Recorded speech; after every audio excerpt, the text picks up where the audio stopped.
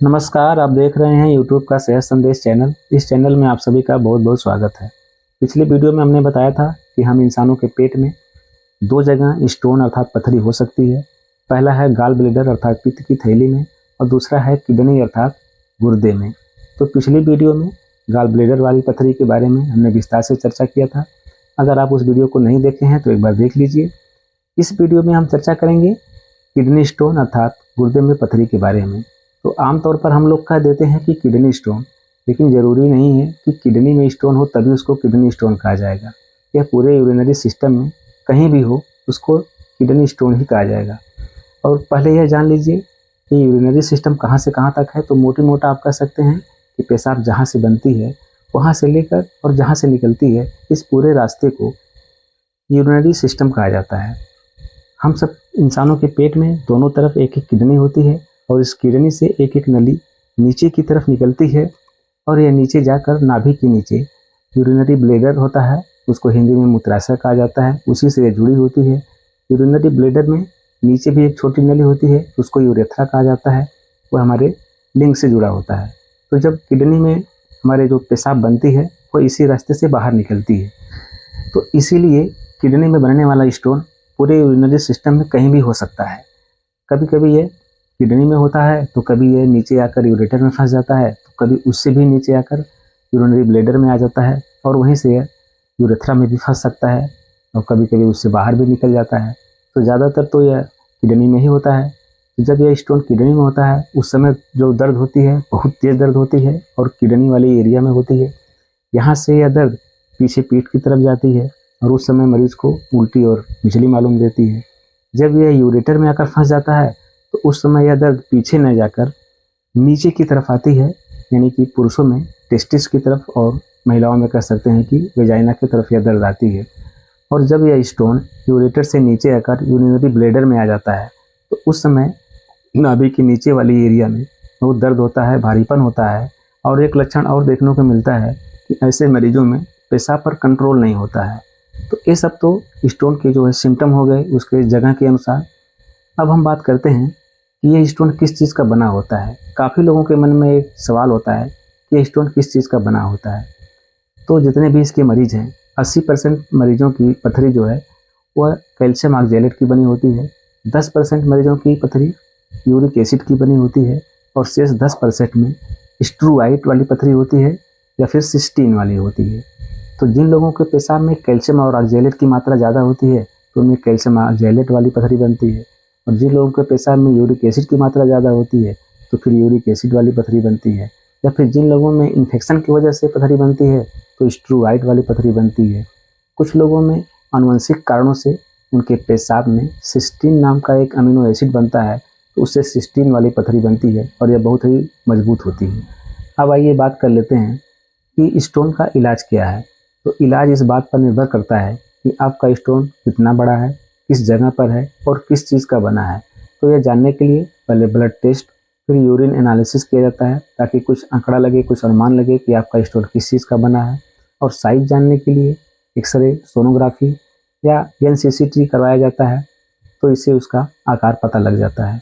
अगर आपका stone 4 mm से छोटा है तो उसके इलाज के लिए कोई खास ज़रूरत नहीं होती है।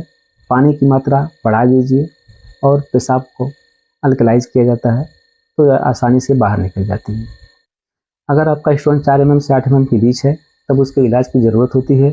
ऐसे मरीज को सबसे पहले बताया जाता है कि वह पानी ज़्यादा पिए, नमक कम खाए और जंतु प्रोटीन कम खाए। जंतु प्रोटीन का मतलब मांस, मछली, अंडे, दूध वाली प्रोटीन। और ज़्यादातर स्टोन जो है कैल्शियम ऑक्जेलेट के बने होते हैं, इसलिए ऑक्जेलेट वाली चीज़ों को कम खाना है। ऑक्जेलेट किसमें ज़्यादा मिलता है? पालक में, चुकंदर में, सोयाबीन में, बैगन में, चाय में, चॉकलेट में, काजू बादाम और मूंगफली में। तो इन सब चीज़ों को बहुत कम से कम खाना है। इसके साथ साथ मरीज को पोटेशियम सिट्रेट और मैग्नीशियम सिट्रेट के सिरप दिए जाते हैं। इससे पेशाब का अल्कलाइज हो जाता है, उसका pH मान बढ़ जाता है, वह अम्लीय से क्षारीय हो जाती है। तो इसमें कैल्शियम और ऑक्जेलेट के कण आपस में चिपक नहीं पाते हैं और कैल्शियम ऑक्जेलेट वाली पथरी नहीं बनने पाती है। और साथ साथ इसका अल्कलाइज हो जाने से जो यूरिक एसिड वाली पथरी होती है वह डिजॉल्व होती है, कुछ गल कर छोटी होती है। अगर देखा जाता है कि मरीज़ के खून में यूरिक एसिड की मात्रा ज़्यादा है, तो उसको यूरिक एसिड कम करने के लिए एलोप्यूरिनोल या फेविक्सोस्टेट नाम की दवा साथ में दी जाती है। इसके साथ साथ मरीज़ को थायराइड ग्रुप की डायूरेटिक्स दवाएं दी जाती हैं। इससे क्या होता है कि पेशाब में कैल्शियम की मात्रा कम आती है, और जब कैल्शियम की मात्रा कम आती है तो कैल्शियम ऑक्जेलेट वाली पथरी नहीं बनने पाती है। ये सब इलाज 1.5 से 2 महीने तक किया जाता है, तो 4 से 8 mm वाली पथरी आसानी से बाहर निकल जाती है। यदि इस तरह की पथरी या इससे बड़ी वाली पथरी यूरेटर में आकर फंस जाए तो यह एक तरह की इमरजेंसी होती है, क्योंकि बहुत ज़्यादा दर्द होती है और पेशाब में भी कुछ रुकावट होती है। तो इसमें सबसे पहले मरीज़ को दर्द निवारक इंजेक्शन, डाइक्लोफिनेक, ट्रामाडोल इस तरह के लगाकर उसको आराम दिया जाता है, और कभी कभी उसको IV फ्लूइड भी चढ़ाना पड़ जाता है। और फिर इसके बाद जब उसको आराम हो जाता है तब उसको अल्फ़ा ब्लॉकर दवाएं दी जाती हैं। अल्फ़ा ब्लॉकर में जैसे टैमसुलोसिन, इससे क्या होता है कि जो यूरेटर होता है वह रिलैक्स होता है, थोड़ा चौड़ा होता है, तो वह स्टोन जो फंसा है वह नीचे आकर यूरिनरी ब्लैडर में आ जाता है और वहाँ से बाहर निकल जाता है। ये सब दवाएं 1 महीने देने के बाद मरीज़ का फिर से अल्ट्रासाउंड करवाया जाता है। अगर देखा जाता है कि पथरी अभी भी वहीं फंसी है, मरीज़ को आराम नहीं हो रहा है, वह निकल नहीं रही है, तब इसके बाद सर्जरी के बारे में सोचा जाता है। और सर्जरी के लिए सबसे पहले यह देखा जाता है कि इस स्टोन का जो घनत्व है, उसकी जो डेंसिटी है वह कितनी है। तो यह जानने के लिए सबसे पहले एनसीसीटी KUB करवाया जाता है। इससे उसका घनत्व पता चल जाता है। अगर उसकी डेंसिटी 1000 से कम है तो उसके लिए ECSWL अर्थात extra corporeal shock wave lithotripsy विधि से इसकी सर्जरी की जाती है। इसी को संक्षेप में लेजर विधि भी कह दिया जाता है। इसमें क्या होता है कि कोई शरीर में चीड़-फाड़ नहीं होता है, ऊपर से जो तरंग डाली जाती है और वह पथरी छोटे छोटे टुकड़ों में टूट जाती है और पेशाब के साथ बाहर निकल जाती है।